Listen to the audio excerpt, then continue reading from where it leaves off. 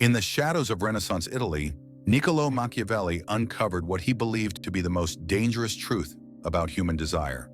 It wasn't about love, it wasn't about war, it was about control. Through years of watching princes, merchants, diplomats, and lovers rise and fall, he discovered a principle so consistent that he called it the currency of power. The one who is pursued controls the game, and the one who pursues surrenders it. Machiavelli observed this everywhere, from the marble courts of Florence to the candlelit chambers where political alliances were sealed over wine. The ruler who begged for loyalty was betrayed. The merchant who chased clients was underpaid. The lover who gave himself too freely was forgotten. He wrote of it in his private notes, not as a romantic ideal, but as a survival tactic. Attraction, whether in politics or passion, thrived only in the hands of those who could make others move toward them. He called it the art of creating gravity, a force so magnetic that others sought you out without demand, without begging, without a single word of pursuit. 5 centuries later, modern psychology would give names to the patterns he saw: scarcity bias, intermittent reinforcement, emotional frame control. But Machiavelli had already mapped them, centuries before they were studied. And in the world of relationships, this law still rules. When you chase, you diminish your value. When you stand as the prize, you are chased. Today, we'll dissect how this forgotten principle, born in an age of treachery and political chess, can make women pursue you with the same urgency that courtiers once pursued kings. In the next minutes, we'll uncover how to stop running and start making them chase. Because the game changes the moment you realize you were never meant to be the pursuer. In the game of power, Machiavelli understood that dependence is weakness. The man who cannot stand alone is at the mercy of those he leans on. In romance, the same truth plays out in silence. Emotional neediness, the constant craving for reassurance, attention, or validation, slowly erodes attraction. It shifts the balance. The one who needs becomes the one who chases. Self-sufficiency, on the other hand, is magnetic. It's the quiet signal that you are whole without anyone's approval. Neuroscience backs this up. Studies show that humans instinctively place higher value on things that are scarce and self-contained. When your happiness doesn't hinge on her every text, she feels it, not as indifference but as strength. It creates a pull, an unspoken challenge. She begins to wonder, what is it about him that keeps him so centered? Think about the man consumed by his craft, whether it's building a business, mastering an art form, or pushing his body to its limits. His life has depth. His days are full of purpose, not waiting for someone else to fill the hours. This focus doesn't push people away, it draws them closer. It's the same psychological force that makes exclusive events, limited editions, and rare opportunities so irresistible. Scarcity creates desire. Self-sufficiency also reframes emotional currency. In relationships, attention is one of the most valuable forms of exchange. The man who gives it away too freely diminishes its worth. The man who offers it with intention, without need, turns it into something precious. When you live in a way that says, "I am enough as I am," you shift the dynamic entirely. She's no longer deciding if you're worthy of her attention. She's working to earn more of yours. This isn't arrogance, it's alignment with reality. The less desperate you are for attraction, the more freely it comes to you. In the next section, we'll see how Machiavelli's principles take this idea further, using control of presence, time, and access to build an almost irresistible pull. Power was never stable. One day you could dine with the Duke of Florence, the next you could be exiled or executed. The political courts were labyrinths of whispered promises and calculated betrayals. Everyone smiled in public while plotting in private. In this world, desperation was a death sentence. Show too much eagerness and you became an easy pawn. Overexpose yourself and your value evaporated. Niccolò Machiavelli learned that survival and influence depended on an artful balance. Appear strong, appear in control, and never let others feel they have complete access to you. A touch of distance wasn't coldness, it was strategy. It kept rivals guessing and allies intrigued. Those who mastered this balance were not the ones chasing. They were the ones being sought after. Machiavelli observed that rulers who remained slightly out of reach inspired more loyalty and curiosity than those constantly available. Consider the leaders who kept their schedules selective, granting audiences sparingly. Every meeting became significant, every appearance an event. By controlling their availability, they controlled perception. The same principle breathes life into attraction. In relationships, when a man positions himself as endlessly available, always ready to drop everything, he risks becoming invisible in the eyes of the woman he desires. Familiarity may breed comfort, but it rarely breeds longing. What compels pursuit is the sense that someone's time, energy, and attention must be earned. There's a historical tale of Lorenzo de' Medici, the Magnificent, who held Florence not just through wealth or force, but through selective presence. He understood that by being elusive, he increased his perceived worth. People fought for his time, and that fight deepened their investment in him.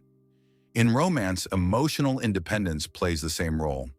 When your self-worth isn't dependent on another's constant validation, you become magnetic.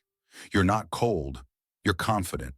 And confidence in any arena is the language of value. Next, we'll uncover why mastering this independence is the first step in making her chase you forever. Machiavelli knew that power often grows in the spaces between encounters. In the courts of Renaissance Italy, the most influential figures weren't the ones constantly in the room. They were the ones whose absence was felt. This was deliberate, a calculated scarcity that made every appearance more valuable. In our modern world, this principle is almost extinct, with instant messaging, social media, and constant notifications. Availability has become the default. We've been conditioned to believe that quick replies and constant presence signal interest. Yet in reality, they often do the opposite. The more predictable you are, the more ordinary you seem. Controlled absence is not about vanishing or playing games. It's about maintaining a life so complete that your presence carries weight when it's given. This could mean spacing out interactions so they remain fresh. It could mean keeping personal boundaries that prevent you from being on call at all hours. It's about making sure that when you do show up, it's intentional.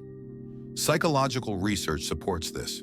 The concept of intermittent reinforcement shows that unpredictable rewards, like hearing from someone at unexpected but meaningful moments, can actually heighten desire and engagement. When every interaction isn't guaranteed, it becomes more valued. This isn't manipulation, it's balance.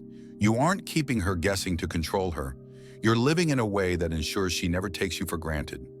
Your time is finite, your energy is focused, and your world is bigger than one relationship. When absence is handled with purpose, it doesn't create distance. It creates anticipation. She doesn't just see you as someone who's there. She sees you as someone worth waiting for. And in a culture where everyone is constantly accessible, that scarcity becomes its own kind of power. If absence builds anticipation, presence must deliver impact. Machiavelli understood that appearing rarely was only half the game. The real power came from making those appearances unforgettable. In his world, a single conversation could alter alliances. A single gesture could cement loyalty. Every presence was a performance of intent, calculated yet natural, designed to leave a mark that lingered long after he left the room. In relationships, the same law applies. When you are with her, you cannot be half present. Scrolling on your phone, distracted, or mentally elsewhere erodes the value of your presence. True presence is complete attention, listening not just to words but to tone, pauses, and what remains unsaid. It's holding eye contact just long enough to create a spark. It's speaking with deliberate confidence, not to dominate, but to invite intrigue. Think of the leader who speaks only once during a meeting, yet their words shift the entire discussion. Or the performer who walks on stage for a few minutes, but leaves the audience replaying that moment for years. These moments are not accidents. They are the product of intentional energy, focus, and authenticity. When you do see her, let it be memorable. Not through grand gestures or excessive effort, but through the weight of your presence. A well-timed laugh, an unexpected insight, a story told with quiet conviction. These are the imprints that stay. The goal is not to flood her with attention until it loses its meaning, but to create an experience that feels rare, deliberate, and alive. Just as scarcity makes a gem valuable, the combination of strategic absence and magnetic presence makes you unforgettable. When she knows that time with you is both limited and profoundly engaging, she won't just enjoy your presence, she will crave it. Attraction in its purest form is not a trick. It's a balance. The same balance Machiavelli observed in the turbulent courts of Renaissance Italy, a delicate dance between being seen and being slightly out of reach, between exuding strength and showing humility, between stepping forward with intention and stepping back to let intrigue do its work. In politics, this balance kept rulers in power. A prince who was always available became predictable, and predictability was dangerous. A prince who vanished entirely became irrelevant, and irrelevance was fatal. The survivors, the ones who kept both allies and enemies circling around them, were those who mastered the rhythm, appearing just enough to remain essential, withdrawing just enough to stay unpredictable. In business, the same pattern emerges. A visionary leader commands attention not by flooding every meeting with their presence, but by speaking only when their words carry weight. In dating, it is the same energy. The man who is grounded in himself, who doesn't crumble when attention fades, who can both show warmth and retreat without bitterness. When you embody this balance, the chase begins naturally. Not because you've dangled rewards or withheld affection as a tactic, but because you've cultivated something rare: self-possession. You are the man whose value isn't up for negotiation, whose world doesn't collapse in the absence of validation. That steadiness is magnetic. It tells her, on a subconscious level, that you are worth pursuing because you cannot be easily won nor easily replaced. This is not about short-term seduction. It's not a performance you put on for a few weeks to spark interest. It's a philosophy that seeps into every part of your life. When you live it, when you truly understand that your worth isn't tied to anyone's approval, you stop chasing and the dynamic shifts forever. She doesn't chase because you've manipulated her. She chases because you've mastered yourself. And in that mastery, you've become the kind of man people, whether in politics, business, or love, are drawn to without fully understanding why. He no longer waits by the phone, no longer refreshes his messages, hoping for a response that will make him feel whole again. His time is spent elsewhere, building, creating, moving forward. His life hums with its own momentum, and in that quiet shift, something changes. The dynamic reverses. She begins to wonder where his attention has gone. She leans in, curious about the world he's building, the laughter he shares with others, the quiet confidence that no longer depends on her approval. The energy is different now, not because he's playing a game, but because he's no longer willing to abandon himself for the chase. This is the truth Machiavelli would have understood. In the game of attraction, the one who chases loses. The one who commands his own life, his time, his purpose, his emotions, is chased forever. Not out of scarcity, but because self-possession is rare, and rarity is irresistible. Some will dismiss this as arrogance. Others will call it detachment. In reality, it is simply the refusal to sell your worth at a discount. When you stop chasing, you stop bleeding power. You stop handing over the keys to your identity. You live in such a way that people are drawn to you, not because you're trying to pull them in, but because your presence makes their world feel more alive. Now ask yourself, where are you over pursuing? Where are you pouring effort into something that drains you instead of strengthens you? Replace it. Pour that energy into your craft, your body, your mind, into becoming someone you would want to chase. Because once you live from that place, the pursuit stops being your burden. It becomes theirs. If this message struck a chord, share your thoughts below. Pass it on to someone who needs the reminder, and subscribe for more explorations into the deep psychology of power, attraction, and human behavior.